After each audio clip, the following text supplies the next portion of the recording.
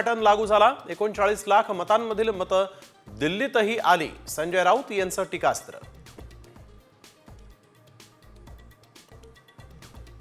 सत्ता काबीज केल्यानंतर भाजपचा मुख्यमंत्री कोण? उत्सुकता शिगेला.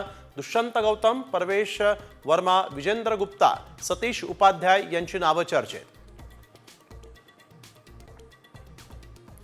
दिल्लीच्या विकासावर आलेली आपदा टळली. यह मोदी जी की गारंटी का कमाल है. भाजपच्या विजयानंतर उपमुख्यमंत्री एकनाथ शिंदेंचं खोचक टोला लगावत विधान. अंतरवाली सराटीत साखळी उपोषण. मुंबईत देणार धडक. मनोज जरांगेंनी आंदोलनाची दिशाच बदलली.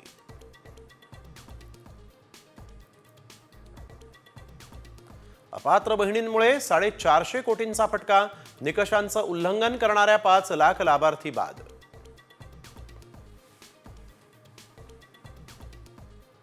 लाडकी बहीण योजनेअंतर्गत मृत्यू झालेल्या महिलांचा लाभ बंद करण्याचं सरकारपुढे आव्हान. माहिती गोळा करण्याची ग्रामसेवकांवर नवीन जबाबदारी. महाराष्ट्रात फेरीवाला परवाना हवा असल्यास डोमेसाईल बंधनकारक करणार. मुंबई हायकोर्टाचा इशारा.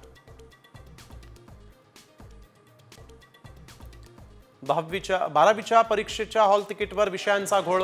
कोल्हापूरच्या विमला गोयंका कॉलेजचा अजब कारभार. विषयांचा घोळ झाल्यामुळे विद्यार्थी आणि पालकांच्या चिंतेत भर.